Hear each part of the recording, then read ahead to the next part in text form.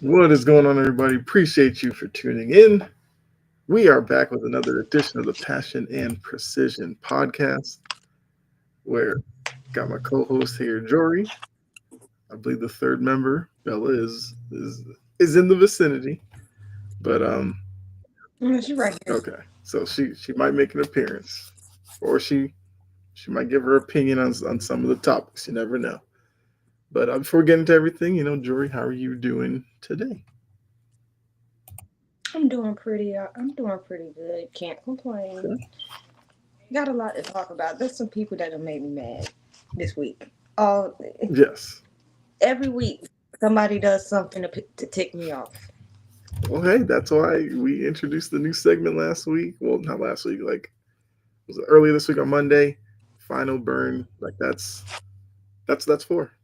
We get to kind of go at those people, whether it's athletes, like analysts, personalities that just get us going. But before we even get to that, we do have to talk some NBA because you have your second edition of our basketball tier list, and I do have the first one up, so we can kind of look back at the inaugural one, the initial one.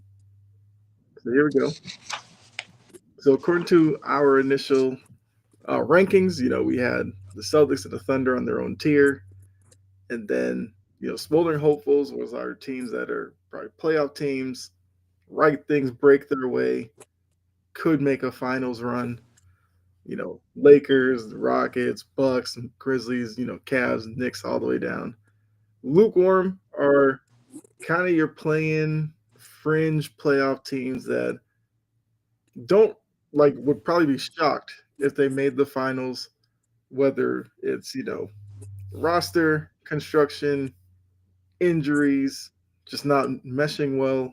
Like that's that line. Then extinguished dreams are the teams that we have no real hopes of them winning a title, barely have hopes of them being a playoff team. Maybe they sneak in as a playing team, but they really won't do anything with that opportunity. So, giving you guys kind of the outlook of the initial one, here is now our updated basketball tier list. So, as you can see, the movement, the Cavs, we talked about them in the last one. We weren't fully going to buy in on them. We moved them up to the tier with the Celtics and the Thunder. So now we think the Cavs are legit contenders. Like they've been playing well enough over a long enough stretch that you got to give them their credit for that.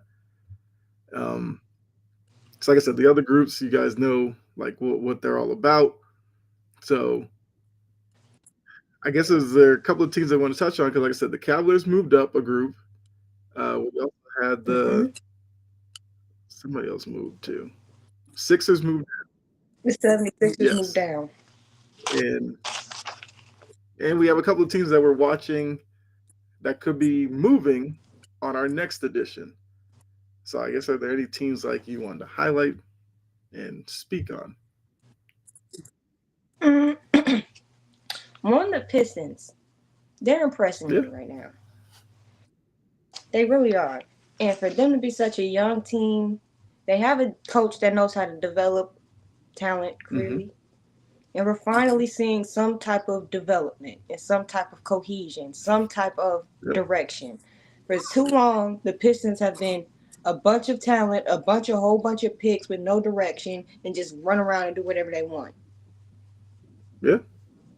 This is what happens when you start to put an actual team together. Yeah. So, granted, I'd be on the lookout if they keep winning, or if they lose like barely. They keep Mm-hmm. playing well. They could move. Right. The Warriors. They just won a nail biter versus the Timberwolves, but I'm also impressed with how they've been playing as well. Steph Curry's comments about not making a drastic change, I literally read that as leave Jonathan Kaminga alone. Yes. I mean, do you agree that it would be smart for them to kind of stay pat? Stay Yes. the pack. Like you have the talent to remain competitive even in the absence of Draymond and Hmm. Steph. Yeah. You have Kaminga. Moses Moody still there, right? Yes. Is Podzemski still Yep. there? They have more Hmm. years. And the fact that these pieces are learning around with the veterans, which is also I'm proud of with my Lakers finally making good lineups. Max Christie is really impressing me right now. He's finally in developing. Okay. Finally. But that's because he has LeBron and AD to help him come along Hmm. back to the Warriors. But they're impressing me right now. So they keep on. And Steph Curry is Steph Curry. Right. Yeah. I mean, I agree with you. They can do it. Because I do think with them, there's probably I feel like there's probably pressure not only from within the team but outside the team to want to make some drastic change because whenever you have a bona fide star like Steph Curry that's getting up there in age, there's always this pressure to have to extend their championship window and like who cares about young players? Just get a bunch of vets in to try to win one. So I commend Steph for saying that. Whether or not he believes in that, we'll have to see. But at least for an outward message, I thought it was right to say like, let's just stay the course, let these young guys develop, and let's see if we just get into the playoffs, maybe we could do something. Mm-hmm. Um, Another one I wanted to discuss a little Hmm. real quick. The Spurs. Okay, They're coming into their own. I still don't like Sochan. I'm gonna make that clear. I still don't like him. fair. But Chris Paul, one thing I will say that gets on my nerve when I watch Spurs Hmm. basketball. Chris Paul, stop teaching Wimby your bad habits. Stop it. Wimby is too freaking tall to be flopping around like that. Too tall. Yeah. 7'5", trying to put an acting job. Dude, that's a long way to the floor. I suggest you stay upright as long as Hmm. you can. Like, stop doing that. But Chris Paul is exactly what they needed. Yeah. But they're coming into their own. They could move up as well. They keep playing like this. And there's a couple teams that I feel like are on thin ice, Okay. meaning they could end up moving down, like the Timberwolves. They're so Jekyll and Hyde-ish, and the chemistry is just Hmm. off that I can't trust them to continue to play well. I don't trust them. And then they have times where they just look completely out phased, where it's Anthony Edwards and nobody else. I know Rudy Gobert is who he is, but he's good for an occasional double Hmm. double, and it's happening more often now. I will Hmm. notice that. Give it what it means. But Julius Randle and Dante DiVincenzo has completely sucked the air out of this team. Why did they make that trade? I get trying to lighten Yeah. some of the money load. At the same time, for Randall, Yeah. I mean, look, neither of us are big, Julius Randle people, and so because of that, it's so easy when you see them struggling to obviously look at Randall for Cat and seeing what Cat's doing in New York. Like the production just isn't even on the same level. But even if they had Cat, like they would have needed Anthony Edwards to kind of step up and do more if they were going to, I guess, get back to where they wanted to be. Be in contention for like the Western Conference Finals, and if they could make the finals. it's all going to hinge on Anthony Edwards, whether Cat's there or not. He's going to have to be the one who gets Randall to play better. He's going to get the team to be more consistent. That means expanding his game. He can't just be a slasher finisher at the rim. He can shoot the occasional three. Like he's going to have to get more into his playmaking bag, assists, and all that kind of stuff. So I mean, we're half the way Mm-hmm. through the season. Like if he's going to make that change and switch it on, like he kind of has to do it now. Now, Yeah. and the Suns.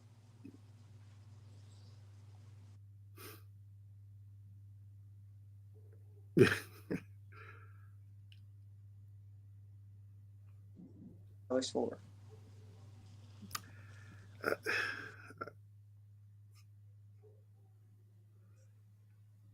Yeah, Suns are just frustrating because like we all knew when they What? made the moves to get those three there, it wasn't gonna work.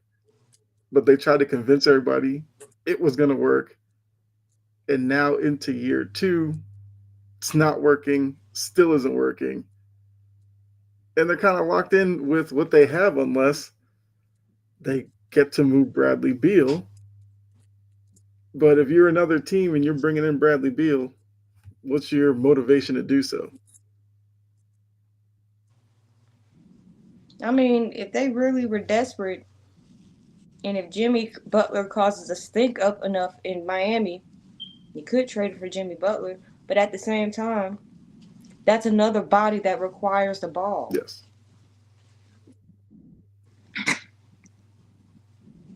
Our co-host decided to make her I see. appearance. What's going on, Bella?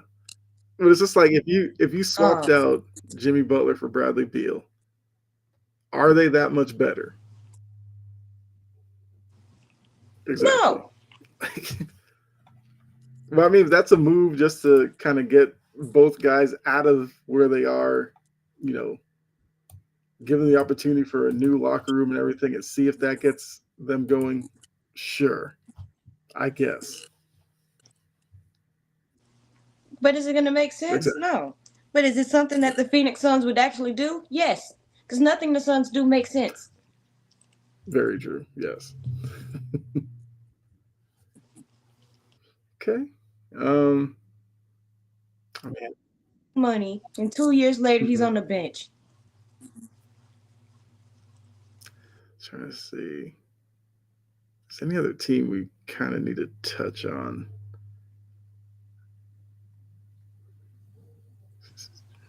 Hmm. I think he hit on all the kind of teams on the fringe, I guess. Clippers. But Dallas is suffering with no Luca, but that's why you have Kyrie, and he's not necessarily shooting Right. well consistently. Yeah, I mean, I saw them on what ESPN or TNT the other day, and yes, they didn't have Luca. Understand Luca's a big part of what they do offensively, but they just look like a completely different team. I mean, to cross over into Mm-hmm. sports, like they look like the Dolphins without Tua. Like they just don't know what they're doing. They forget how to play Yeah, it's like basketball, they're guessing. and I'm not blaming Kid on No, that, yeah, because Kid knows how yeah, to coach. but it's just like Jason Kidd is the coach, right? yes, but it's just like they're guessing on lineup combinations. Because for him, he's probably just trying to throw guys out there to get a group that knows how to play together, can consistently score, or at least you know run a semblance of the offense without Luca. Which you figure without Luca, since Luca is very ball dominant and everything, that these guys would take this opportunity to go out there and get theirs and and do all that. But it's been somewhat of a struggle without Luca.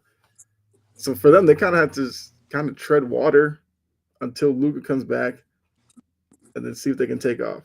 Because Klay Thompson has been a disaster. Hot and cold. Yes. So if he thought he was going to prove something to He Golden plays State, well versus the yeah, if he Warriors. thought he was going to prove something to Golden State by Golden State moving on from him, he kind of just proved why they made the decision that they did. Moved on Yeah. from.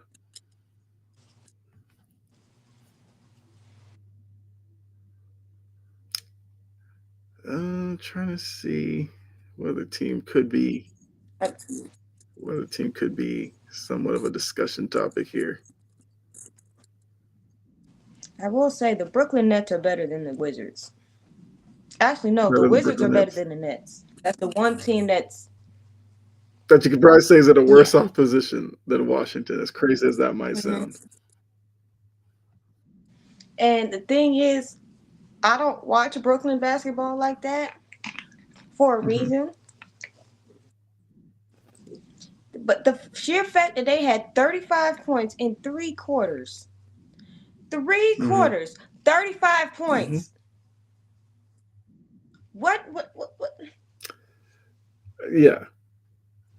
I mean, look, it happens. It seems like every few years, random night, you'll see a score like that. But even then, like when you see it, when you're watching it or you're kind of following it along a little bit with the game, it's just like in an era where people say, 3-point shots a problem, nobody plays defense. It's kind of hard to think of nobody's playing defense that you could find yourselves down like 50, 60 points in an NBA game.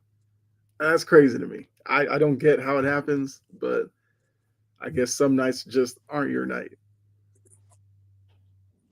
Yeah, a lot of their nights aren't their That's nights. also very true. Yeah. Milwaukee, man, they might be there for the rest of the season. True. I do see that they got better after they benched Chris Hmm. Middleton. Which I guess shout out to him for being a pro and not really causing a stir. Could be that it's just because it just happened. Maybe he's fine with it, but if it becomes an extended stay on the bench, how would he feel about that? I don't know. Maybe I don't know. I don't know if Middleton comes across as a guy who would, you know, cause some controversy or anything like that. And when I watched the Pelicans, I did, man,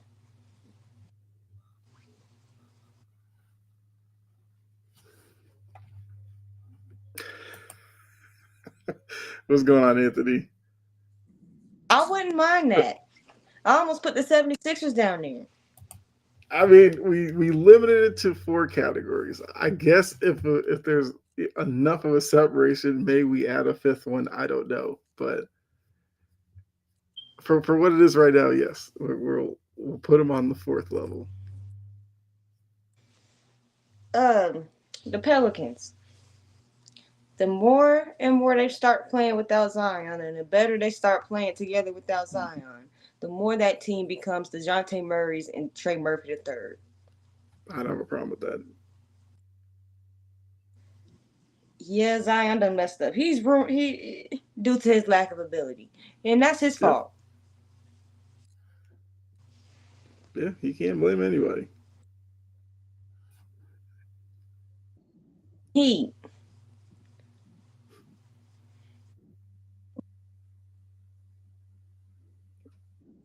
but the fact that he had the god dang on audacity to reiterate that he wants to be traded, he's not doing this and blah, blah, blah, blah. I'm like, um, if I was Pat Riley, and I know Pat Hmm. Riley old people can be very petty. Yeah, If you do something else or say something else crazy, that's another reason for me to suspend him for another few games. I'd actually let it sit till January 30 something. Trade deadline is February yeah, 6th. Suspend him on the 31st for 7 games. And then trade him to Charlotte. could do that. Yeah,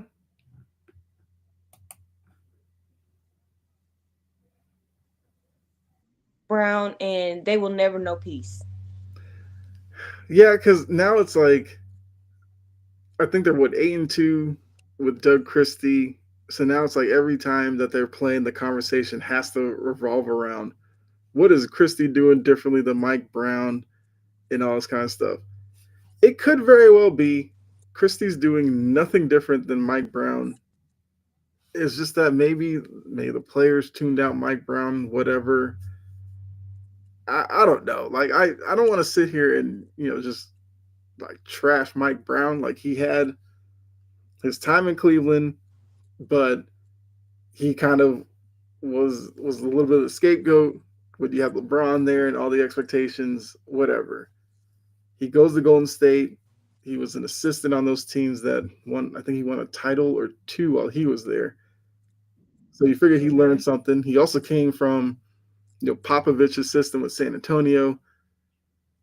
So I feel like he is a good coach, but maybe he has some Nate McMillan in him, where like Nate McMillan goes somewhere, they kind of do really well the first couple of years, and then it almost seems like they overstay their welcome like year 3 or 4, and then they're gone.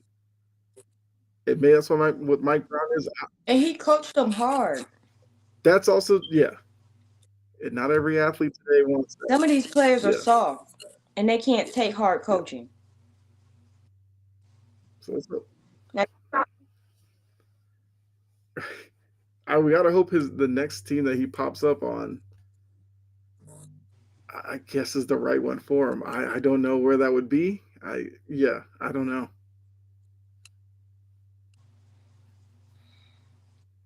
I mean, oh, say it again. because somebody's Mm-hmm. going to do it. Yeah, I mean, look, Popovich in San Antonio. He's not going to be there forever. If Mike Brown's available, they'll make the connections and say Mike Brown's familiar with it. Maybe that's a spot for him. Who knows?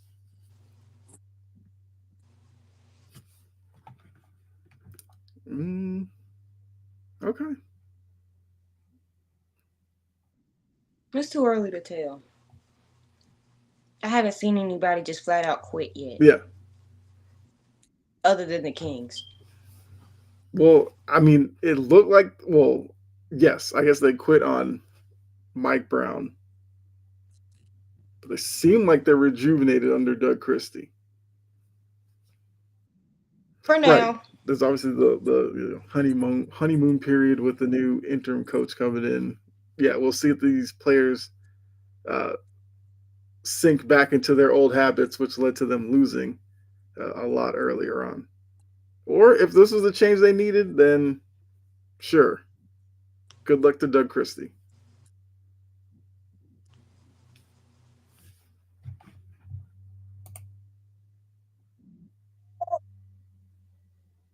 Only have hope for Dallas in be that row. I guess. Like Dallas is there because of no Luca. If Luca comes back, maybe. Like San Antonio just seems like not their time yet. Clippers, I can't buy into the Clippers yet. Golden State, mm-mm. I think if Golden State makes a move at the trade deadline, the right move, sure. Phoenix, no. Heat, no. Hawks, no.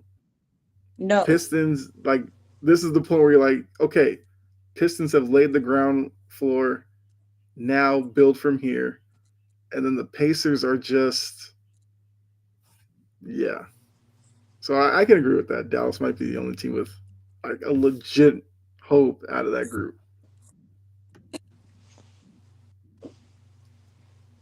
So I can agree with that, Anthony.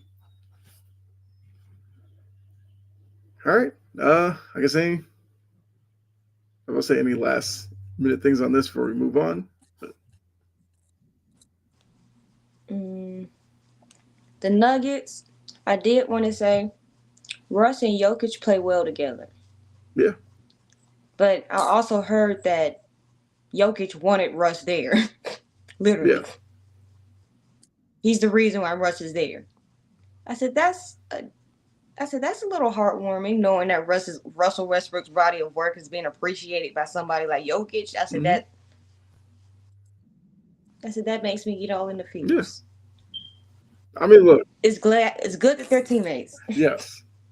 Because it looked like, with Lakers stuff and everything, a lot of people were really down on Russ. A lot of people were questioning if Russ could play in today's NBA. Like, what's his fit? Like, what's his role? And it looks like with Denver, they've kind of figured it out. You put him out there in lineups where he can kind of do his thing, slash to the rim. If he's feeling it on a night, he has that little post up where he likes to bank in off the angle. Mm-hmm. He's still, he'll still take his threes. He's not shy about it. But every once in a while, he catches a bit of a rhythm from out there, and he can. He ain't no better than Michael Porter Jr. right now. Yeah, So I don't want to hear about Russ and his threes and not about Michael Porter Jr. jacking up threes too. yes, yeah, they're two very streaky shooters. But at least with Russ, when he's on the court, he's going to go 100 miles an hour every time. Mm-hmm. He has a Yeah, home. Now, how long will he stay there? yeah, that's gonna be the question for sure. But all right, let's go ahead, uh, jump off of this topic. We'll probably wait another couple of weeks or so, and we'll do, I guess, our third version of this, and we'll see if any teams make any big jumps. See if maybe another team can join Celtics, Thunder, and the Cavs. We'll see, or if that bottom tier continues to fill out a little bit more. We'll see. We'll see if there's more separation. The coaching carousel. So we all know about all the jobs that were available, and there was what, the Bears, the Jets, Saints, Jags, Raiders, the Patriots. Patriots filled theirs with Mike Vrabel, and then recently Dallas joined the carousel after waiting a week Jerry. because they didn't want Mike McCarthy to interview with the Bears, but then didn't negotiate a new contract with him to then announce a week later we're moving on from Mike McCarthy. So Mike McCarthy can now interview for the Bears job. While the Cowboys, And he did. right, while the Cowboys are sitting there without really too many interviews scheduled because they're a week or so behind everybody else, to the point that they're now throwing out there that Dion could be part of their coaching cycle. So it's like, yeah, I don't know what the Cowboys got going on, but I guess your thoughts on the carousel. Maybe where do you see, like, maybe who do you think is the next spot to be filled? Like, who would you like to see certain spots? Like, yeah, what are your thoughts on everything? Or if you want to talk about the Cowboys' interest in Dion. I will say a little bit about the Cowboys. I'm like, the fact that Jerry waited a week made us think that he was trending towards McCarthy was coming back. And then did this. He doesn't have a backup plan. Right. He's interviewed Kellen Moore and he's going to interview Robert Saleh. That's all I know for Mm-hmm. right now. It might be one more. But, Jerry, that job is not an attractive job because of Jerry. Right. He thinks it is, but he's delusional. The man is 83 years old. He's going to think what Mm-hmm. he thinks. And there is some cognitive slippage in there because you can't be just this backwards. I think you and I have kind of shared this. Like Anthony says, nobody respect Dion if he leaves college from just 1 year in Colorado. Oh yeah, if Deion Sanders does that, I promise you, um, Final Burn will just be a Deion Yeah. Sanders segment that entire time. Yeah. I look, if he does that, I'm not gonna do that. I'm not. It, it's such of a kick of a. It's Right. to elevate your sons. If he does that, that's what it Mm-hmm. means to me. And yes, Jerry wants to hire Yeah. a yes man. But so, do you think Aaron Glenn is gonna want to be a yes man? What about Ben Johnson? Ben Johnson maybe because he's introverted. I've heard he's Mm-hmm. introverted. But if you're Ben Johnson and you're leaving Detroit where you had Jared Goff and a system that fit him, would you Mm-hmm. be enticed to go coach Dak Prescott? Even though Dak Prescott the last couple of years can't stay healthy, and then you're dealing with Cooper Rush or Trey Lance. You have CeeDee Lamb. and then questionable pieces still there? Or do you want Chicago? You got Caleb Williams, Keenan Allen, Roma Dunze, you got Cole Kmet, you have DJ Moore, or the Raiders, where you got Brock Bowers, at least you got that. You have a high draft pick to go get a quarterback, so if there's one in the college ranks that you really like, you can go get one of them. Hmm. So it's yeah, I don't know. I wouldn't know who would take the Cowboys job at this point because, like you said, most people have Exactly. interviewed other places already. I think the star itself probably has some allure to certain people because of the history and everything with the Cowboys. But yeah, if you take a step back and actually look at the situation there, like what's drawing you there? Maybe Dak, but then you got to deal with Jerry.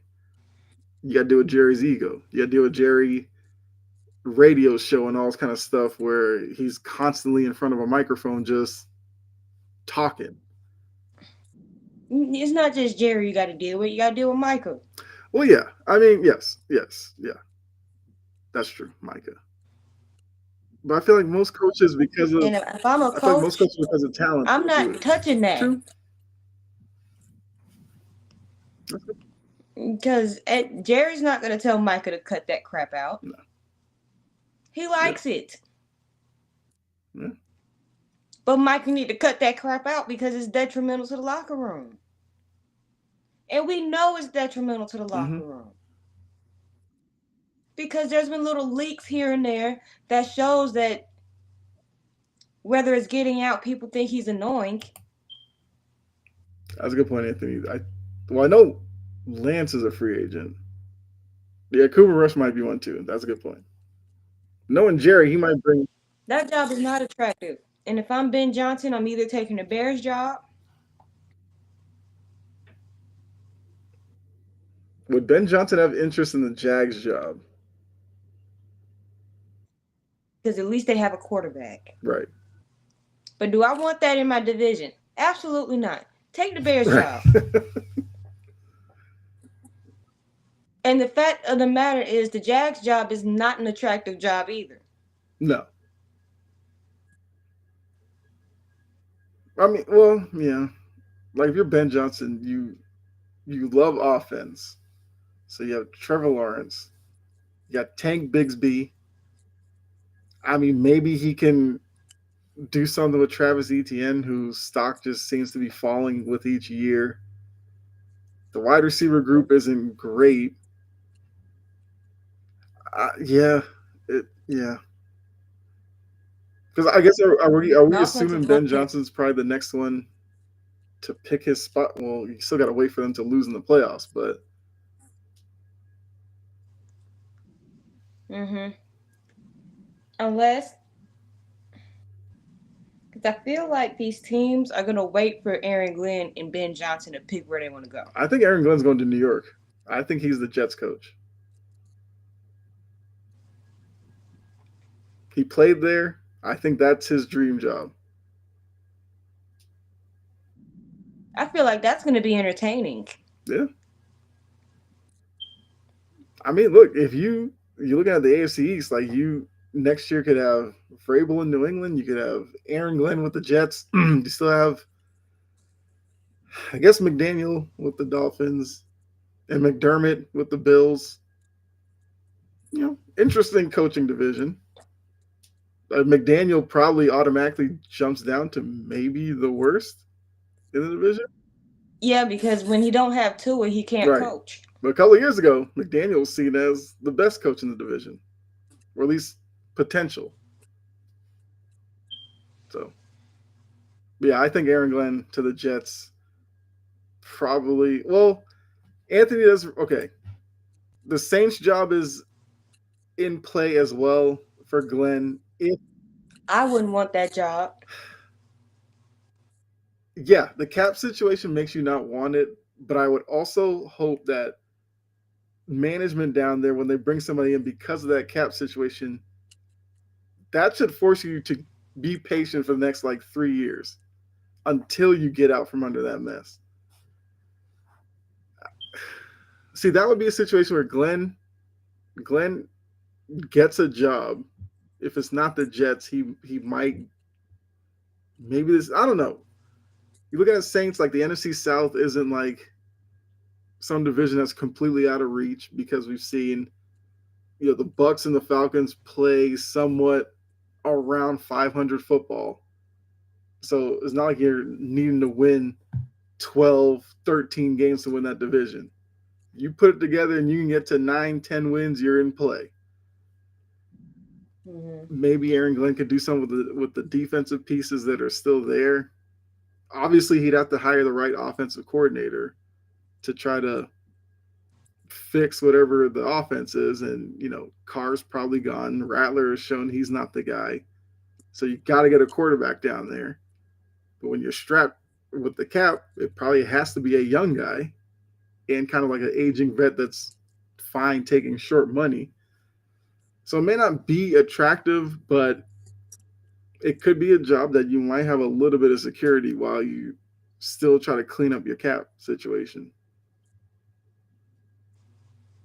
I kind of had Flores going to the Saints because I don't know. I have a feeling Glenn's going to be the Jets coach. Yeah, I have Flores going to the Saints. So I'm like, me and you are Yeah. right there. I don't know why Arthur Smith is getting head coaching interviews. Considering the last month and a Mm-hmm. half, absolutely not. He should have killed Yeah. that. And the fact that it took so long for him to change philosophies in that playoff game that they lost by 2 touchdowns Mm-hmm. should have been a further indictment. Yeah. So he's out of it for me, but somebody like the Jaguars is gonna hire him. That got the Jaguars wrote all over it. Yeah, because Arthur Smith does have ties to the division, which the Jags may. Well, I don't know because the Jags. I think a lot of people think that Liam Cohen's going to go there, the Bucks guy. So if I'm looking at it, I could get Arthur Smith, who we know what he is, an offensive coordinator, been around for a while. You look at the Steelers' offense and what it became, or you have Cohen, who's with the Bucks, where Baker Mayfield had a really good statistical year, with a bit of a downfall with the amount of interceptions, but the yards, the touchdowns, and everything were up there for him. If it came down to those two, I'd probably take my chance with Cohen because I already know what Arthur Smith is like as a head coach. Yeah, but that's the philosophy of a well run team. The Jaguars are not well run. Don't Yeah, forget that. true. Yeah, Again, the Saints I have getting Brian Flores. Now, Todd Monken is interesting because I'm hearing his name a lot. yes. I'm like, he hasn't done enough. You're right. I mean, look, technically he has NFL experience because I think he was in the NFL first, went to Georgia, came back. Fine. I think my question would be like you have Lamar and you have Derrick Henry. So obviously the rushing attack looks really good.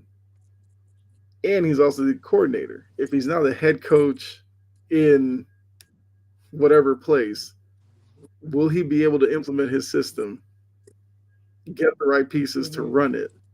I guess would be a question. But you know how this league is. Like they look at the Ravens, people love Lamar, they love Derrick Henry. They go, oh, Todd Monken's running the system. Yeah, he'll probably get interviews. I kind of would be shocked if he got a job this cycle. But I think him getting his name out there might lead to him getting a job maybe next year. I have a feeling Vance Joseph is going to be the next coach of the Raiders. That's a good name. Because look, the Broncos defense is really good. He was running it. Hmm. I guess I hadn't thought about that one, but I wouldn't hate it. Okay. I can't. But back to Yes. Dallas. Back Yeah. to Dallas. Hold on. Because they interviewed Kellen Moore and he was in the building 2 seasons Yes. ago. Three, actually. Mm-hmm. Yeah, three.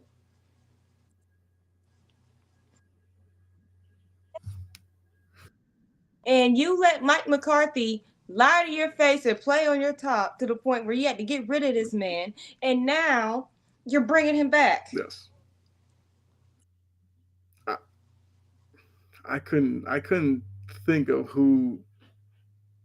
I mean, look, maybe the Cowboys' job is literally Kellen Moore if Dion doesn't want it. That might be where Jerry's head's at. And I think an interesting name will be Marcus Freeman. Freeman's gonna play into some one of these jobs, whether he gets it or not. But I think teams are gonna try to get him in the door at least. Now it'll be up to Notre Dame, and whether or not Freeman actually wants to go to the NFL right now. But yeah, I think he'll be a name that might pop up once the college football season ends on Monday night. Who do you think is going to be the coach of the? Well, we already did the Bears. We already did the Bears. Saints, Jaguars, But the Bears is interesting Cowboys. because if Mike McCarthy interviewed for the job, the Bears wanted to interview him. Is he the leading guy? But Mm-hmm. if Ben Johnson wants it, and Pete Carroll put his name out there saying he wanted it. Three offers. They're not going to give it to Pete Carroll. I mean, if they get left with no Ben Johnson or no Mike, let's say Mike McCarthy got the Raiders job, and Ben Johnson took the Jags job, and you're the Bears, and you're like, well, Pete Carroll wants this job. Why not try it? I I don't know, because I found it interesting that Pete Carroll, we hadn't heard from him in a little bit, and he just came and was like, I would take the Bears job. So if the desire's there, I guess you probably would rather have a guy who seriously wants your job, because Pete Carroll probably looks at Caleb Williams and goes, I could probably come up with something to help him be successful. Pete Carroll cannot sit still to save his life. I mean, yeah. I mean, the dude's like, what, 76, and he has the energy of a 40-year-old. Yes, Like, hey, give him all the, riding around on scooters. whatever he's doing, hey, keep it going. I mean, I think we talked about every job that's out there. I doubt there's any more surprise jobs that open. I think what the Cowboys did, that's probably the end of the openings for this round.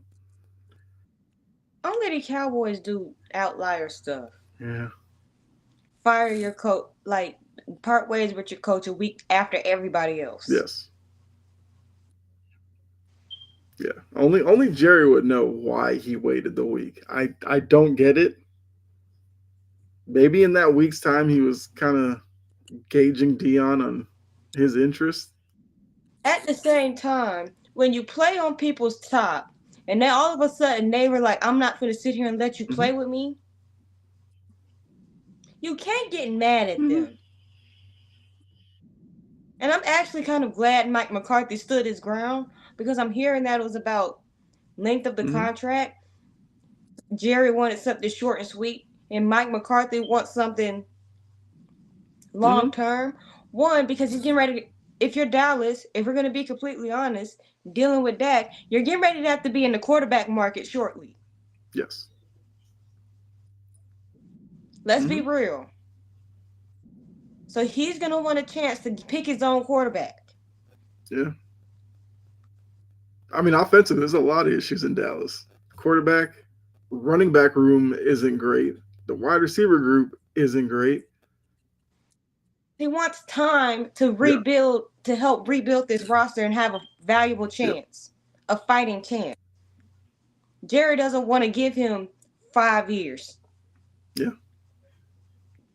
He want to give him 2, which is unrealistic.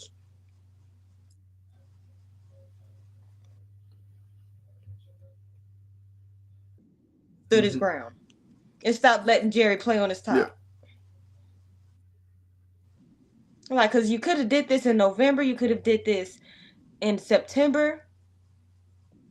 If you were just going to sit here and let my contract run out, why'd you even put up the speculation last year that you were bringing me back? Yep. Good point. Yeah, I mean, look, we'll see what the next job is that gets filled. I will just say really quickly. Oh, go ahead. Yes, GM. because your team I did will make say some I news. do like that my Titans hired the dude from Kansas City. If you can't beat him, join him. Shoot. Yeah. I felt the same way with Hmm. Callahan.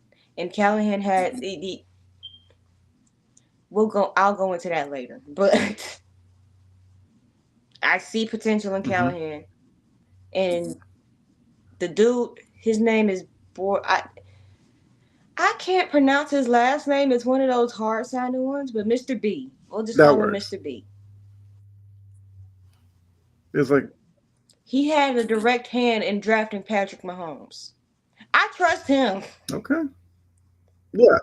I trust Yeah. him. If you look at the way the Chiefs are drafted, like it's not a bad organization to go steal somebody from. Yeah. And we got the number one pick, so we'll see. So I guess saying Kellen Moore goes to Cowboys would be funny. And Kellen Moore would definitely be a yes man that Jerry needs or wants. Jason Garrett 2.0. Mm-hmm. I mean, Jerry loved him some Jason Garrett. Gave him how many years? 8? Way too many. Mm-hmm. Okay. But yeah, so we'll see. I guess where the next landing. I assume by the time we come back next week, some job will be filled. My guess, Glenn to the Jets. No, actually, I can't do that because I think my predictions. I have the Lions making the Super Bowl, so they technically would have to wait a couple more weeks. Mm-hmm. So maybe no. I mean, the Jags want Ben Johnson. No, we'll say the Jags. I'll say the Jags job is the next one to fill.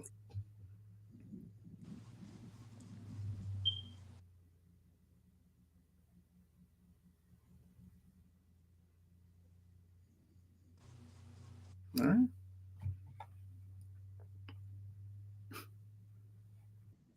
Now, if the next coach of the Jags, they have got to make it clear that Trent Baalke is the problem. Yeah. He can't keep getting away with this crap.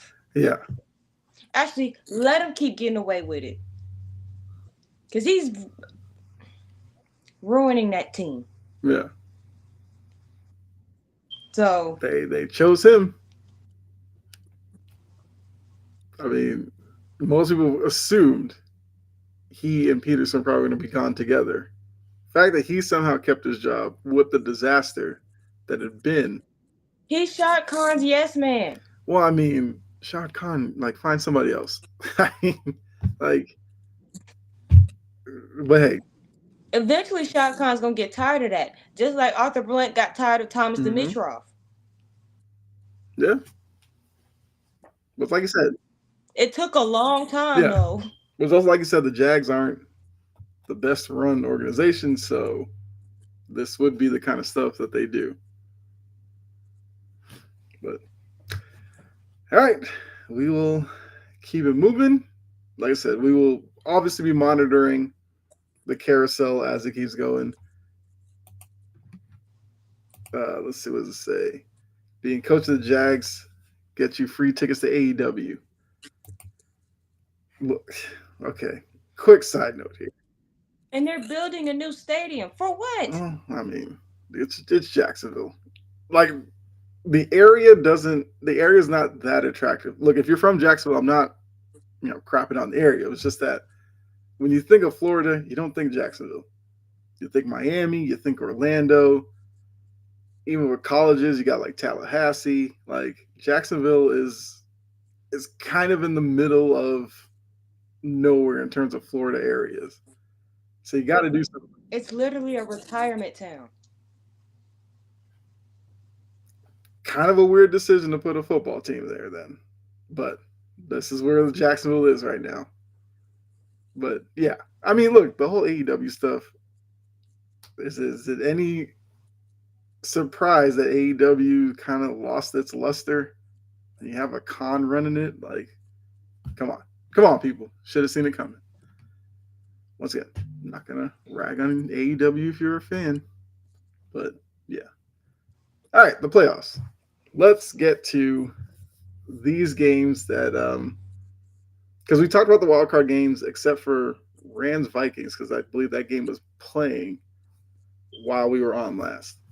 So I guess We didn't miss much. exactly like the Vikings, the Cinderella slipper, fell off. Sam Darnold had a terrible game. The offensive line forgot how to Yeah. block. But if you ask me, if you ask certain types of people, it's experience. Yes. Yeah. I mean, look, Justin Jefferson after the game said can't put it all on Sam Darnold, which is absolutely correct. So look, Darnold and the Vikings have a big decision to make. JJ McCarthy, they drafted. Clearly, they want him to be the starter, but you can't just overlook the season that you just had with Sam Darnold. And could you possibly think that if you were in the same position again next year, he would play better in the playoffs? That's something that they'll have to decide. But yes, this loss is not all Sam Darnold. So you shouldn't just trash his whole season and just look at what he did in this playoff game. Because, I mean, you had the stat, like we were talking before, what was it 32 out of 40 dropbacks? He was pressured. Not a lot of quarterbacks are going to have a Mm-hmm. lot of success when you're getting pressured that many times. Experience. Right.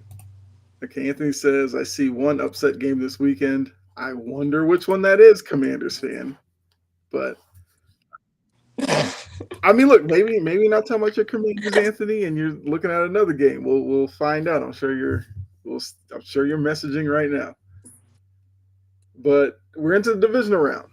So we have the final four in the East. I mean, not the East, the AFC final four in the NFC, vying for conference championships Sunday. It was also a pretty fun sports day on the calendar. But I guess we'll start.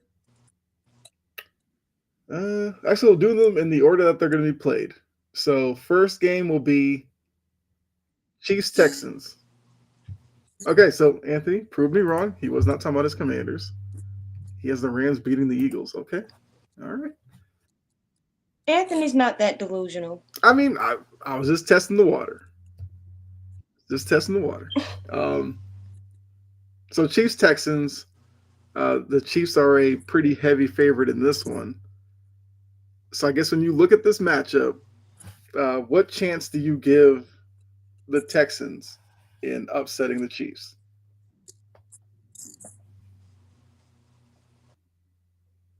Okay, so not that high, not really much of a chance.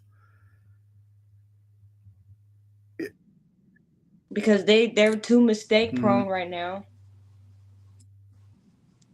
And the Chiefs are the last team that you want to be undisciplined and keep making Yes. self-inflicted mistakes. Yeah. It's not Justin Herbert add who's gonna make even more Mm-hmm. mistakes to help you out. Right. This is Patrick Mahomes and they're Mm-hmm. rested. And look, last year this is when Travis Kelsey turned it on when the playoffs started. Mm-hmm. Maybe the offensive line will figure out how to block Yeah. again. The Chiefs have a knack to turn it on at the hit of a Mm-hmm. like this Yeah. Yep. in the playoffs. I I think I do think the Texas defense can give Patrick Mahomes some difficulties. Yes, because I was about to say the Texans defense is going to have to repeat what they did against the Chargers. CJ Stroud, on the other hand, can't throw the interceptions and all that he did.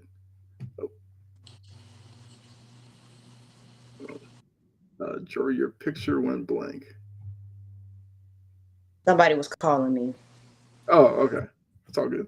Um, yeah, so it's just like if Will Anderson can have the impact that he had, that would give Houston a chance. You're just going to need CJ Stroud to kind of play up to his ability, and he has to play mistake-free football. Like that's their way into beating Kansas City. So I guess with all that, who do you have winning the game? The Chiefs, Okay. but I don't think it's going to be a blowout. If the Houston offense can keep up, Hmm. I kind of feel that way too. I have like a suspicion that this game's going to be a lot closer than people think. To the point like fourth quarter, like the game's going to be in the balance. It'll just be that I think Mahomes, Kelsey will put together like a long sustaining drive that closes the door, but I think Houston will have a good showing, and probably because of the defense. But I agree. I would have the Chiefs winning as well. I bet the refs say do something stupid too. I mean, let's hope. Let's hope not, because I got so tired of the 18 weeks of that. Every time they won, it'd be like, look at this play. The refs are cheating for them. It's just like the amount of times they allowed teams the opportunity to beat them and then they made their own mistakes. I can't look at refs at that point. Exactly. All right, let's move on. So later that night would be the Lions versus Anthony's Commanders. The Lions are a even bigger favorite in this one than the Chiefs are in their match against the Texans. So looking at this from the Commanders, what percentage chance do you give the Commanders for the upset here?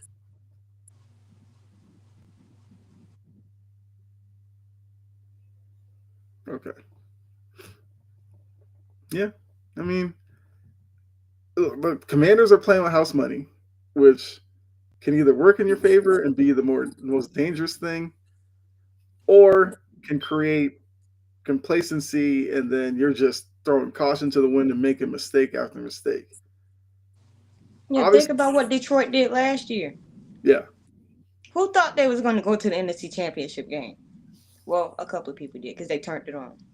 yeah, But the true. year that they messed around and made the playoffs, Hmm. Green Bay, house money. Yeah, I feel like that's the only way that they win this game is if they play loose. yes, but they also can't because what we've seen recently is Dan Quinn becoming extra aggressive on fourth downs, which I Yeah, don't have a don't problem do with, nothing. but don't go overboard with it where like the first drive it's like 4th and 8, you're on like your own 40 and you're just like let's just go for it. Like allow the game to kind of create the flow and then start going for fourth down on certain situations, because the last thing you want to do is allow the Lions team to get rolling, because we've seen weeks this year when they open the floodgates scoring wise, they are relentless. And I wouldn't want to see the Commanders get like blown out here, because I think they've had a really good season. I think Jaden Daniels has shown he's a good young quarterback. I think Dan Quinn's had some kind of retribution from his Falcons tenure. He seems like a better coach now, and they kind of gave Daniels a lot of the tools to be successful with Kingsbury. And defensively, they got better over the course of the year. So there's optimism going into next year. So I guess I'm assuming you have the Lions winning this one. Yeah, but I still like the fact that if any game was going to be a blowout, I think it's going to be this one or the Rams game. Okay, I agree. Like I could see this one be a blowout or some shootout, because I could see this one being the highest scoring game of the weekend if certain things kind of align themselves. But I agree, it could be a very tough day for the Commanders where the Lions get ultra aggressive, just keep putting the foot down and just run it up. Yeah, I could see that. But I guess we both have the Lions in this one. All right, next up. So that's the Saturday slate. First game of Sunday would be the Eagles and the Rams. As Anthony put, that's his upset for the week. The Eagles are about a touchdown favorite. The Eagles had a I guess okay showing against the Packers. I think defensively they looked really good. Offensively, eh. Eh. So now they're going up against a Rams team that offensively can put a lot of pressure on you defensively.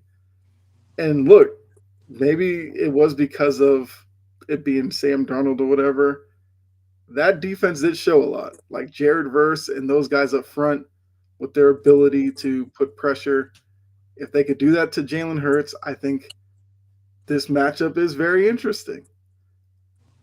Um, I would say what chance do you give the Rams, but I think this one is obviously a little bit closer than Lions, Commanders, or Chiefs, Texans.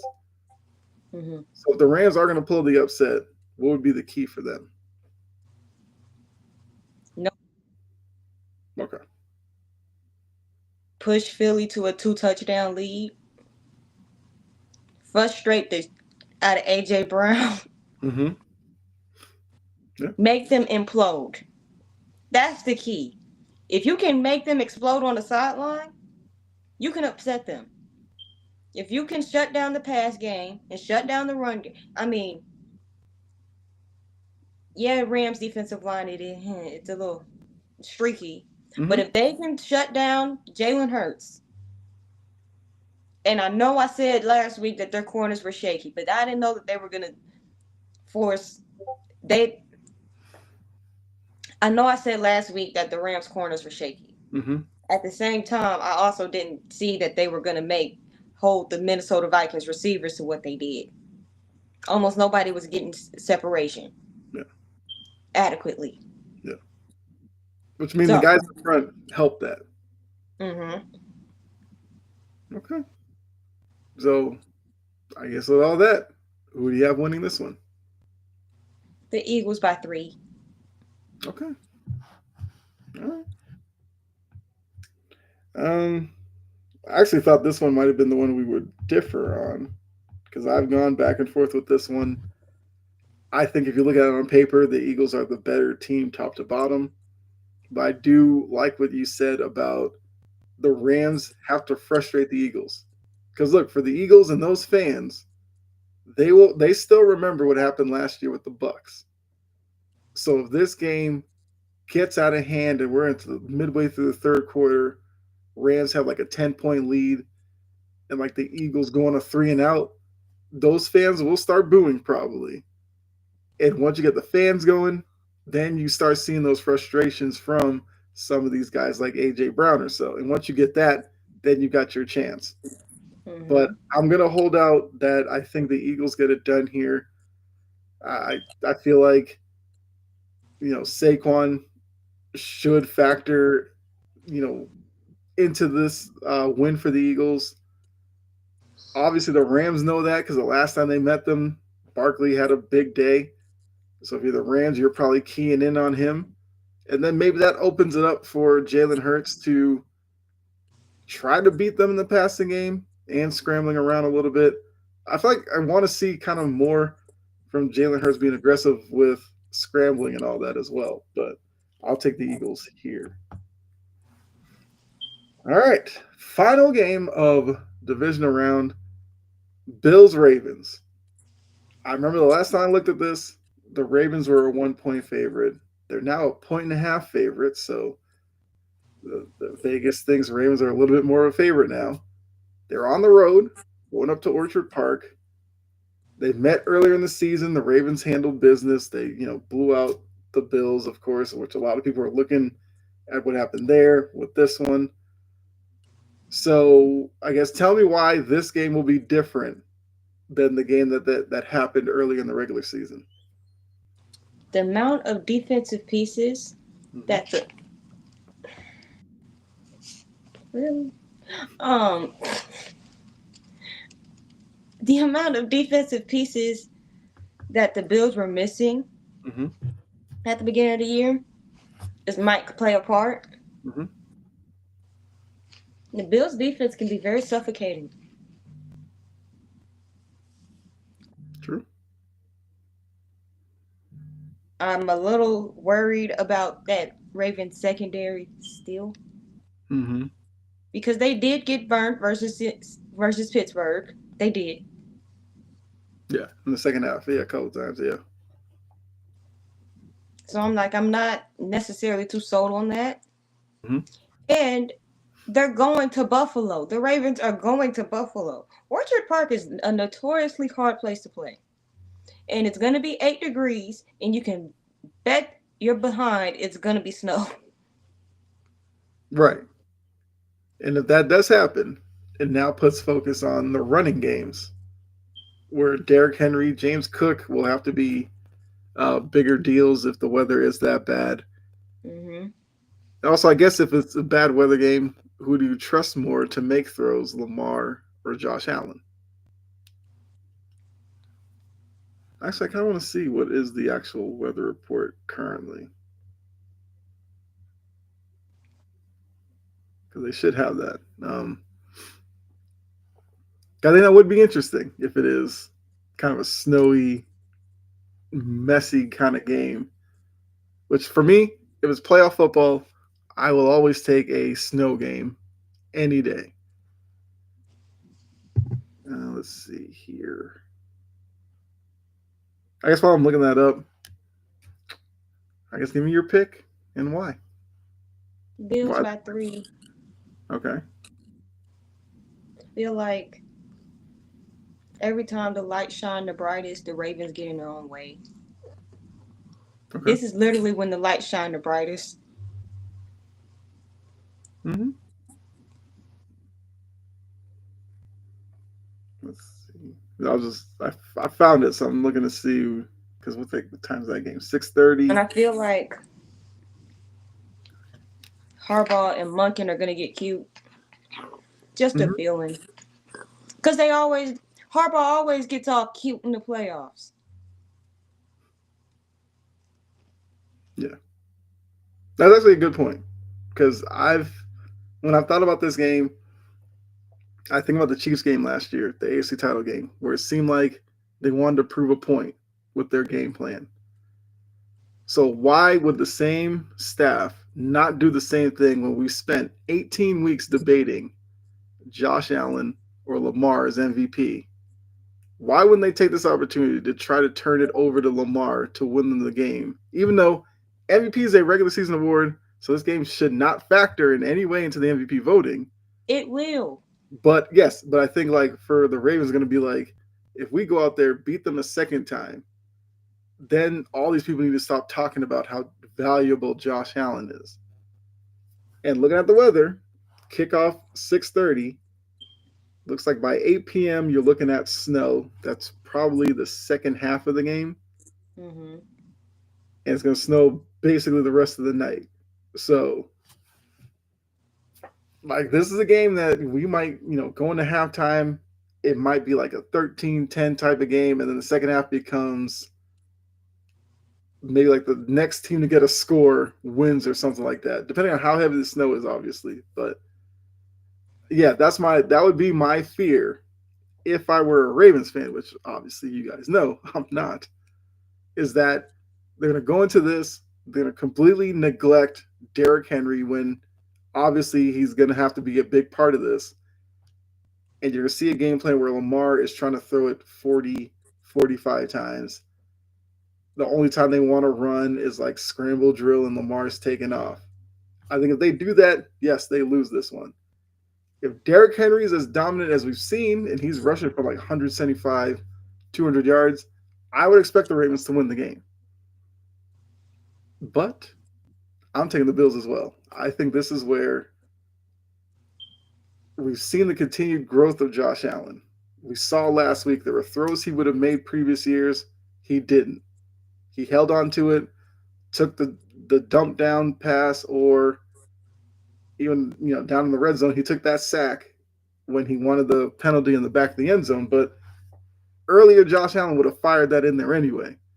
So the Hmm. maturation is there, and I think for him, because this would be my worry for the Bills fans, he goes into this matchup and goes, I need to beat Baltimore for my resume, for whatever. And we see him put too much pressure on himself. And that's when he gets a little high on throws or stuff like that. So if he plays within himself, I think the Bills are fine. So I agree with you. I'm gonna take the Bills as well, which means we agree on Beat them, every game. Okay. All right. Hmm? especially the secondary and the linebackers. If you can frustrate them, Yeah. Yes. you can That. win the game off of penalties by yourself. By yourself. Hmm. Right. And I think that's where Josh Allen will have to use some restraint. Like use James Cook, use is it what, Taron Johnson out of the backfield, get Hmm. Roquan Smith and those linebackers into space, create yardage that way. You know, use double action on Marlon Humphrey or whatever. I'd say don't test Kyle Hamilton too much. Everybody else, fair game. Doesn't mean you can't test, Hamilton, but it's just like you limit it because he's the one in the secondary. We talked about it all season. He's the one in the secondary that we trust. Everybody else, go after him, especially Humphrey. Humphrey's a very aggressive corner. So when he feels beat, that's when he starts grabbing. So like that's what Josh Allen needs to, and scramble too. Don't allow Lamar to be the only quarterback running in this game. Hmm. All right, so that means we both have, I guess, a setup of Chiefs Bills next week, and then Lions Eagles. So we both have 1-2 matchups for Championship Sunday. But all right, we'll see how our picks do. And just to keep you all updated, last week you went 4-2 with your picks because the only ones you missed on were Steelers over the Ravens and Chargers over the Texans. Chargers we know laid, yeah, poop bed. Steelers, Herbert. yes, but you nailed Eagles over the Packers, Commanders over the Bucks, Rams over the Vikings, Bills over the Broncos. I went 3-3 last week because I missed the Vikings over the Rams. What's going on, Gene? What's up? See, jumping in the chat here. Um, yeah, I missed the Vikings over the Rams. I missed the Steelers over the Ravens and Chargers over the Texans because, as you said, Herbert happened.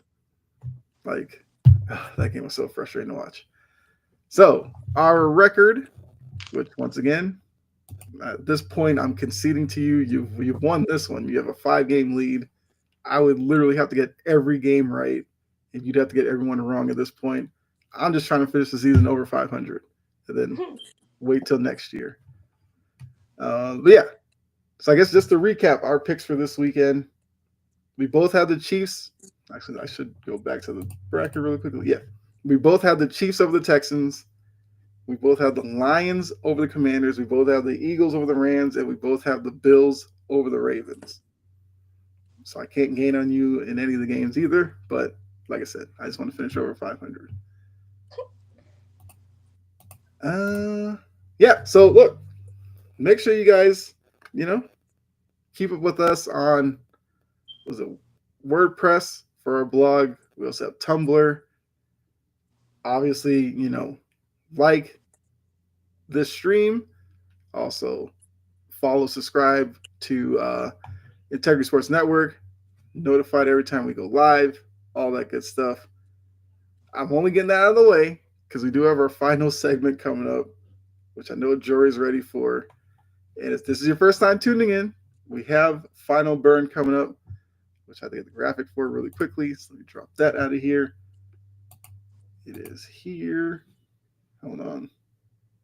Basically setting it up. Final Burn is our kind of last chance to get something off of our chest that, somebody's frustrated us over the course of the week.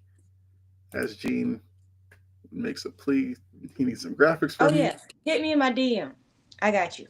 There you go. So I guess, Gene, to go to that point, this is another graphic that she made for our segment, which I'll share it now. Here we go. It's coming up. Hold on a second. There we go. Final burn. So, Jory, just like last time, I gave you the honors of going first. The floor is yours. Aaron Rodgers.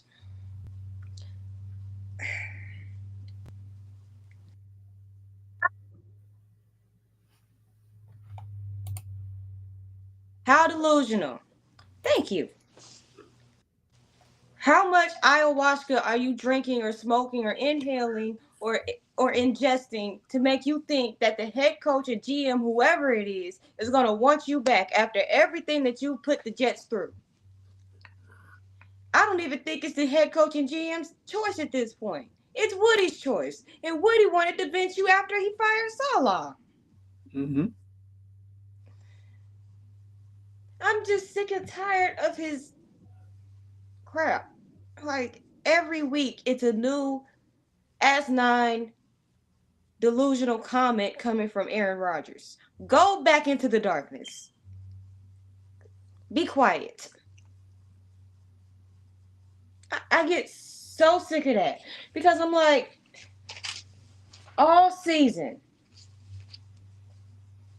you've had nothing but tone deaf, manipulative, delusional, asinine statements.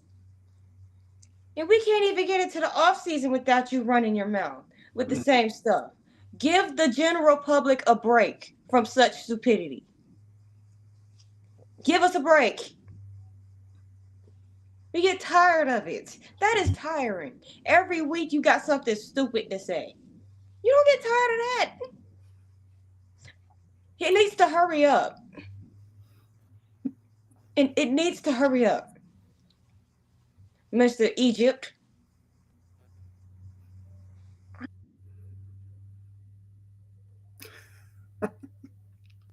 And the next one, cause I look, y'all know I watch basketball, I watch football, I like to watch highlights to analyze, I like to learn things. And when I comment on things, I try to comment in a way that explains what I'm saying, but kind of I want to try to paint a picture. Mm-hmm. It is one specific phrase that pisses me off so bad that this happened Monday. It's Friday.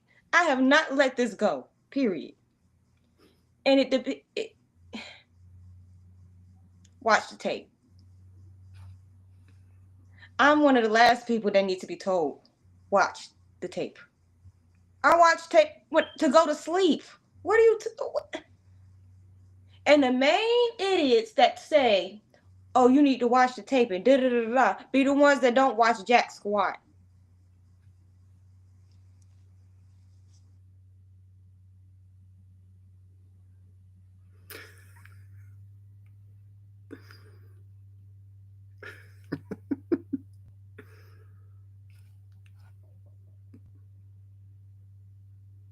I'm commenting on an article and somebody comments, "Did you read?" Clearly, I read it. I wouldn't be commenting on it if I didn't.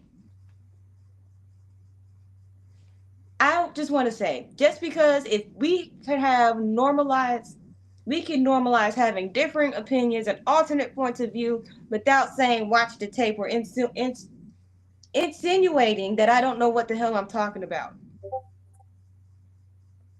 That is aggravating. Or that I don't watch football, or I don't watch basketball, or I don't watch this.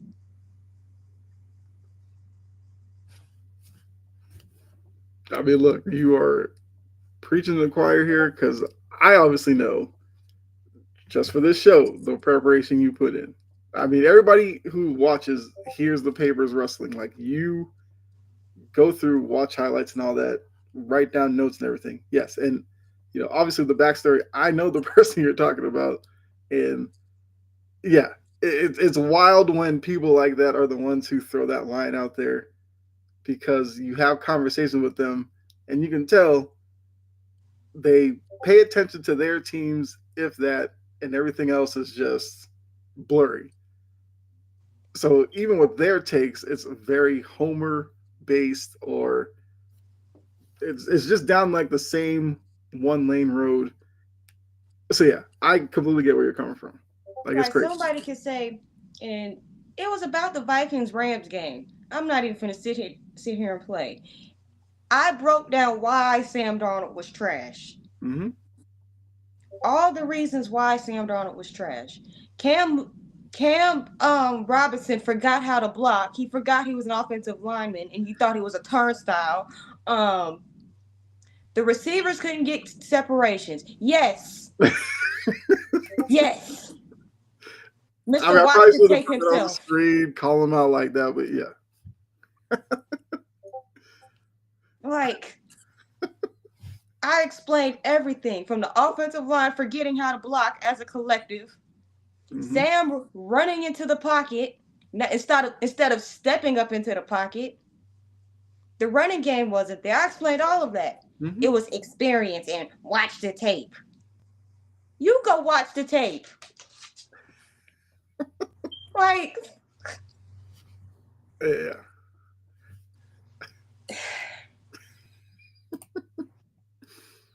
Yes. the same type of people who ask for predictions and then want to argue. Hmm. Yes. But look.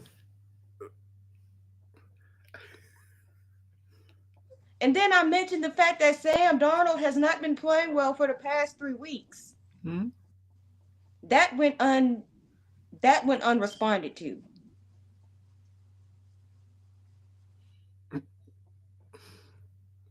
Yeah. Which I mean, you predicted the game correctly, which means you clearly did your homework. That's the Oh, Austin Reeves is a star apparently. Yes.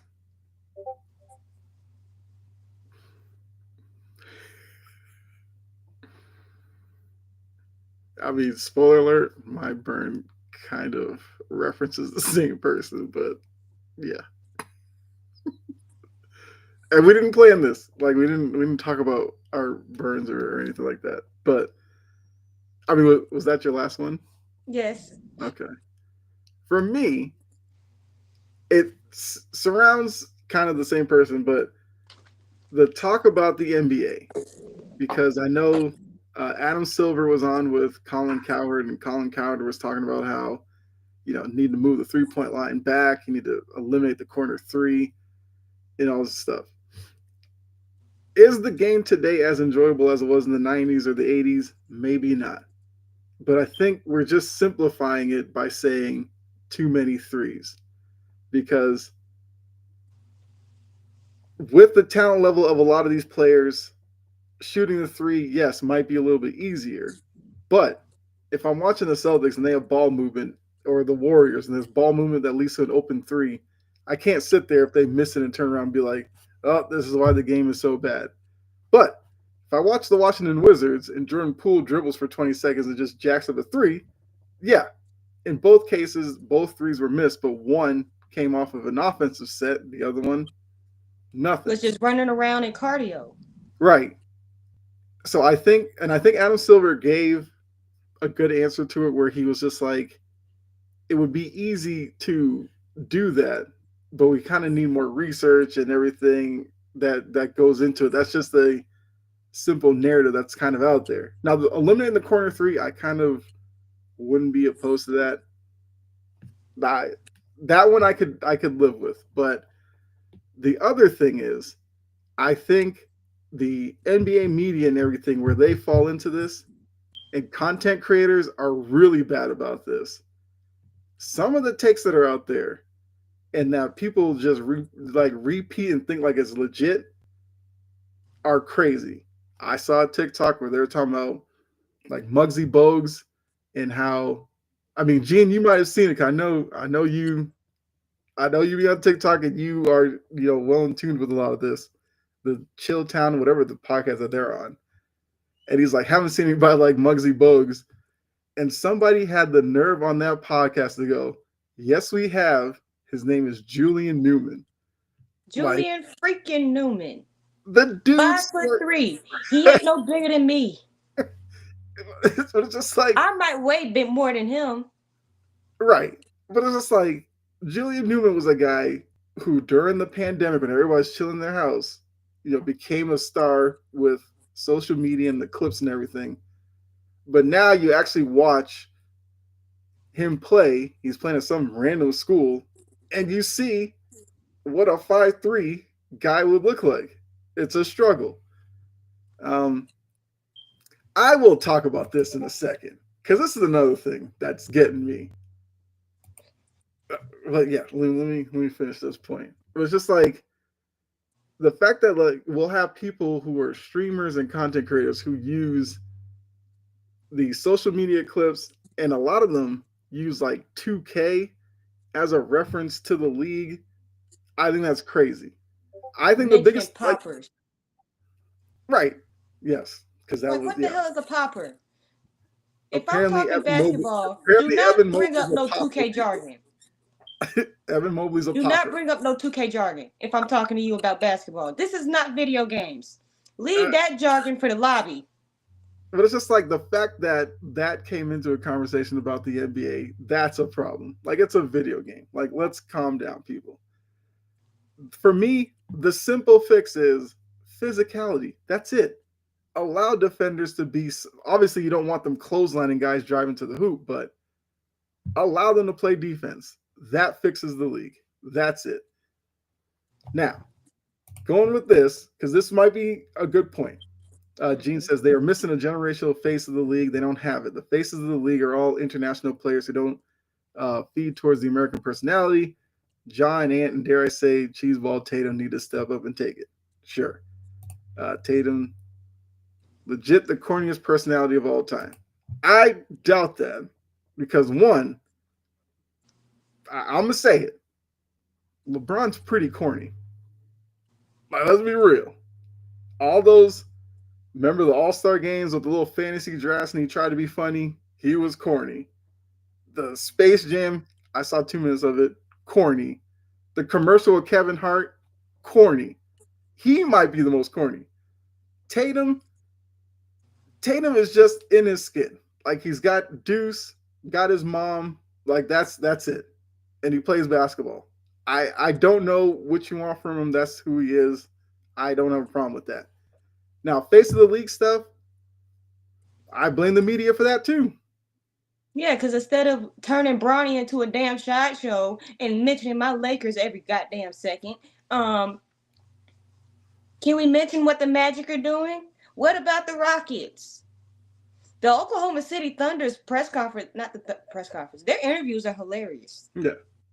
We be paying attention to that and how they play basketball. But no. It's JJ needs to do this. Braun needs to do this. The Lakers that. Um, the Knicks. Yes. I mean, last year they tried to make Ant face of the league. He now all of a sudden Ant's like on the back burner. They wanted to make Jokic face of the league. Jokic has told y'all he does not want to be the face of the league. Jokic wants to play basketball, go home to his horses in the offseason. That's Jokic's year. Like, leave him alone. They want Luka to be the face of the league. Luka, I think, I, I think it's hard for Luka to be the face because he needs more probably playoff success and everything like that. So maybe it's just not his time yet. But it's like you said, Jory, we've spent 20 years just talking LeBron, and it was what last year or 2 years ago where they're talking about the league has this problem with the next face. Maybe we don't need a singular face. Have a group of them. I don't care. Like there's talent within the league. I mean, Gene called him corny because he said we did it, which I mean he was a big Kobe fan, so he whatever. Like I can't Now hold that Kobe stuff that he be doing, that's corny. I can't look. I can't help it. Like he's a big Kobe fan. He wears the armband and all this kind of stuff. That's what it is. I mean, Kobe copied MJ to the T. Do we call Kobe corny? No. Like I said, LeBron's way more cornier. Just saying that. But The I'm man reiterating posts a that. picture with a book and it be on the first two pages, and then he might post the same picture and it's still on the first two pages. Tell me how that's not cornier than anything Tatum's done. Like he must read 2 words an hour. Every finals entrance was him like getting his legs worked on with the same book either in his locker right there in the shot, or holding it look so we can see the cover of it. And don't get me started on the lip singing videos. Don't get me started on that, where you don't be knowing the lyrics half the time. Right. We're gonna call Tatum the corniest personality. Like, let's slow down. Slow down. So look, I don't know if Tatum necessarily wants to be the face of the league. I don't know. Well, there is that too. But That yeah. is too. Yeah. So if there's an image problem within the league, then look, let's figure it out. So if it's not Tatum, I think it could be like I think Ant has the personality to do it. It's just that, well, one, the whole gesture stuff that he's getting fined for, he might have to tone that back a little bit. That But man has been fined over $250,000 for gestures, like that's crazy to me. in his language. Yeah, I mean, Ja was on pace to be the face of the league, and then he couldn't stop fighting with people off the court and getting into all that stuff. So yes, You is know there this. You know the answer would have. We would have had an answer had he stopped eating freaking gumbo in New Orleans. Zion would have been that guy. But like you said, he can't stay on the court. His game hasn't really evolved in any way. So there is a void, but that doesn't mean there isn't like talent out there in the league.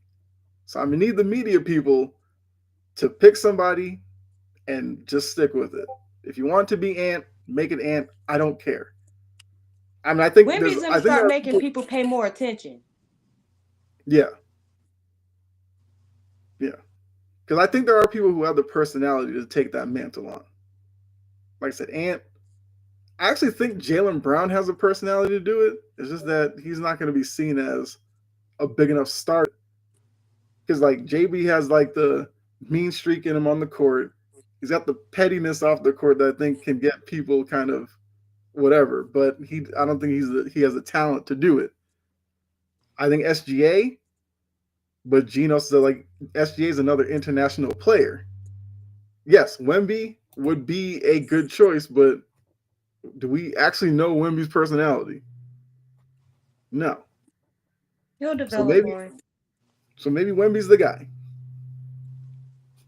I mean, I wouldn't hate it. I just said that Jalen Brown has the personality. I don't think he has the stardom to be it.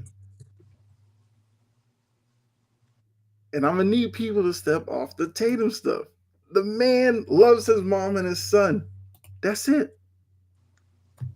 I can't hate him for that. And he loved Kobe, like everybody else in the league did, especially when Kobe, unfortunately, you know, lost his life. How many But times? texting the man's phone and posting the messages. Look, I'm not part of that generation. It's a different generation. Hey Mo, what's going on? League shouldn't worry about who's the face of the league. Just stop talking up the old guard all the time and shine a light. And Mo, absolutely, that's the same stance. Leave my Murray Lakers and I have. alone for a day. Leave them alone for a day. Yes, And I if don't. Charles Barkley and Shaq would leave JJ Redick the hell alone and do their jobs and commentate on the game, Mm-hmm. they wouldn't worry about. They wouldn't be getting so sensitive because JJ got snippy. Yes, even though they continue to do it like every week, a highlight will be playing, and they're talking about something completely different than the video package. That doesn't help the game in any way. But it's only when it's them two together. Because I watched Tuesday. Right Shaq when was on Shaq his best behavior. Yeah, because Vince Carter doesn't do that. Vince Carter, you play a video, Vince Carter's breaking down what's going on. So Shaq has to fall in line. But once Charles starts with his stuff, Shaq goes, "Oh, that's what we're doing today," and Shaq just joins in. Back of the classroom energy. Yes, yeah, they're the type that the And teacher Kenny would be is the like, one that is right by him, can't help and is trying not to get involved, but can't help to get involved because of his proximity. "Yes, that's a great analogy." Like Shaq and Charles are the ones in the back of the class. The teacher's looking up like, "Do I have to split y'all?" And they're like, "No, we're good." Then 2 seconds later, they're back talking. Kenny's in front of them trying to do his work, but you see Kenny laughing, and you know Kenny's being distracted by them. That's perfect analogy for what goes on that show. Probably why it works though. when they're So not being unnecessary. yes, yeah. So yeah, Mo, definitely agree with you. Face of the league, don't care. Just elevate the young talent. Because look, I'm so tired of every time Sports Center first highlights like Lakers, first highlight is like LeBron hitting a three, and it's like, can you believe he's doing this at 40? Look, that storyline's gone. I don't care anymore. Like he broke the scoring record, people went crazy about it, even though Jordan still has the highest per game average, but neither here nor there. Like they did all that, That's like, why Anthony Davis said it took him 7 more years to do it. which I was so glad he said that, even though I know, he was always trying to be funny because he doesn't want to end up on LeBron's bad list because he might get traded. If you cross LeBron, you get traded. Like, but it was a great point because I saw all over social media. Look, he's done this and Jordan hasn't, and it's like, yeah, if Michael Jordan had 7 more years to do it, he could have, further extended the number out. Like, whatever. That's just the thing. Like, let the LeBron thing go. He's gonna retire. Steph's gonna retire. It was funny and true, yes. LeBron's gonna retire. Steph's gonna retire. KD's gonna retire. Let's stop acting like it's gonna be the end of basketball. The NBA will continue. There will still be highlights. Fans will still show up. The All-Star games, like the kids and all that, will still buy jerseys and stuff. Switch the narrative. And it can't be Bronny and Bryce either once Oh LeBron leaves. God. Like, let's Leave stop Bronny that ass before it alone. starts. Leave him alone. He's becoming a sideshow. Yes, but now, like with him as sideshow, now it's like, oh, now we're starting to pay more attention to Bryce. And it's like, no, that's not the point of the exercise. Wait for Bryce to enter the league and then do what you want. I don't need to hear about him now. No, we're not doing No. that. Like you said, talk about the Rockets, talk about the Thunder, talk about the Cavs, talk about the Magic. Like, there are teams out there that are having really good seasons that the average NBA fan Talk probably about the knows. Pistons. Like, Yes, the Pistons are an actual NBA team now. Talk about them. Average NBA fan probably couldn't tell you 3 players on the Pistons. Why? Because the media doesn't talk about them. Probably couldn't tell you 3 guys on the Rockets because the media doesn't talk about them. The Magic, they might know Paolo Banchero. They probably don't know anybody else because the media doesn't talk about them. That's where I put it solely at their feet.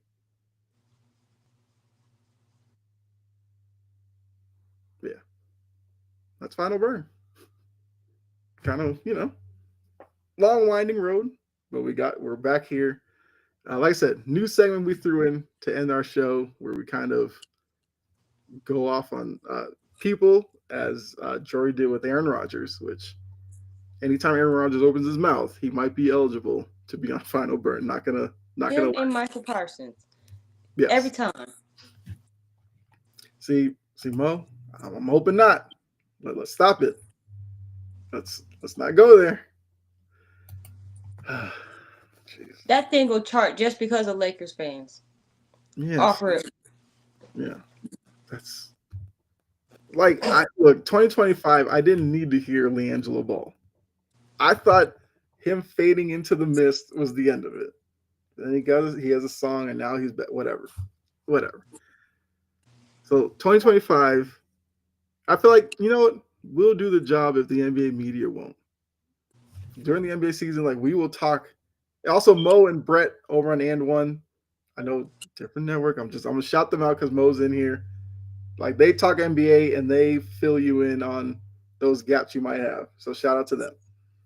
I feel like when we do our NBA talks, like we will talk, like we talked to Cavs a little earlier about how they've jumped up into our contenders list because of their play.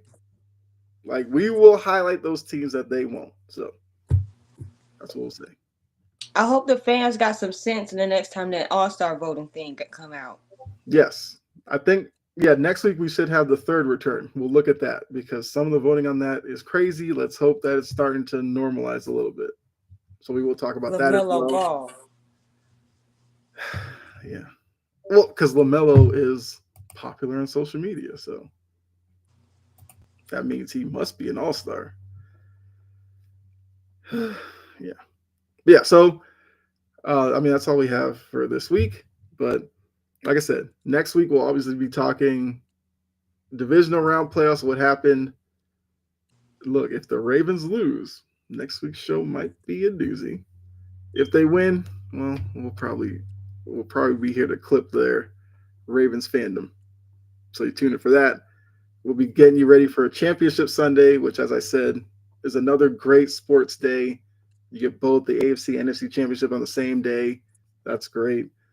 We will have we'll be talking to Unrivaled next week, the new women's league, which I caught a little bit of the first game before we came on here. It's 3-on-3. It's full court. It's like up and down action. I think it's a great idea. Look, if it keeps some of these women from like going over to Russia and stuff, and kind of, It will. yeah, and when they go over there, like we kind of lose track of them. Then they come back for the WNBA, and it's like, oh yeah, but now this keeps them in front of you during the off season. I think it's a great idea. So we'll talk Unrivaled next week. Uh, we'll talk, like I said, I think third return of the NBA All Star Game. And look, if Jimmy Butler gets moved by next week, we'll talk about him as well. He'll I probably also. really just want Pat Riley to wait till the darkest hour to just send him to But, Washington or Charlotte. No, send him to Brooklyn. but the problem is, if Riley sends him somewhere that he doesn't want to be, he'll probably negotiate some buyout because that team won't necessarily want to deal with it. And then he'll be a free agent. He'll kind of go where he wants to go. And I feel like at Yeah, this point, I don't think Jimmy Butler has earned that. He should. So I feel like Riley should send him somewhere where they're kind of in contention, but they're basically just in the same position as the Heat, just a different locker room. And just watch him get frustrated there too. Like that's where I'm at with Jimmy Butler. And yeah, so if you guys are in the chat next week and there's anything you want us to talk about, feel free to drop us a line as well in the chat and we'll talk about that. But yeah, appreciate all of you. I mean, Jory, anything you want to add before we get out of here? mm, yeah. New episode of Joy Sports Story should be out tomorrow, and I will be having a comprehensive video on my Titans, breaking down the season. Okay. And I'll probably have an article or two up on WordPress by next week, so stay tuned for that. Yes. And as I mentioned earlier, we are on Tumblr. We have WordPress. I believe it's in the description. So go check that out for our articles from the show. Like I said, Jory's working on a couple. I'm working on one as well. I mean, I did one about the NBA like last week. So you can check that out. And Jory's put up quite a few up there. So just another way to kind of interact with us while we're not live on here on Integrity Sports Network. And look, if you have, I guess, a suggestion for an article from one of us, feel free to drop a comment over there as well. We're happy to oblige. So yeah, I mean, you can find me over on my channel, Chomping at the Bit, or here on Integrity Sports Network. That's where you'll find me. So make sure you go check out Jory Sports Stories. Check me out, Chomping at the Bit. And until next week, we are out of here. Enjoy the rest of your night. Enjoy your weekend. Enjoy the football. Also got college football national title game on Monday. I'm not watching that. Well, I mean, look, we didn't get top seeds. We got 7 versus 8. I'm only going to watch it because I want to see after it how college football fans respond to the 12-team playoff. Because some of them are going to hate that 7 versus 8, and it's not like 1 versus 2 in the national title game. For me, I don't care. Like I've loved the process of it. I'm just a bitter Bama fan. I'm not watching that. And that's fair because you're a Bama fan. I'm a BC fan. BC is never going to be in it, so I can't really have those feelings towards it. Maybe Bill O'Brien one day gets BC into the playoff. I don't know, but yeah. So yeah. Oh no. We're not gonna do that. I mean, yeah. Well, maybe the interest next year will be Bill Belichick, North Carolina. Can he get them in? Although a lot of people don't buy that he's actually going to coach in North Carolina, which I don't know why. His 23-year-old girlfriend said that they were committed to the University of North Carolina. I mean, she's in her element down there, college campus. Like, you might find her at a party or two. I don't know. We'll see. But yeah, so make sure you do all that. Follow, subscribe, all the good stuff. We'll be back next week. So see you all later. Good night. Enjoy the football.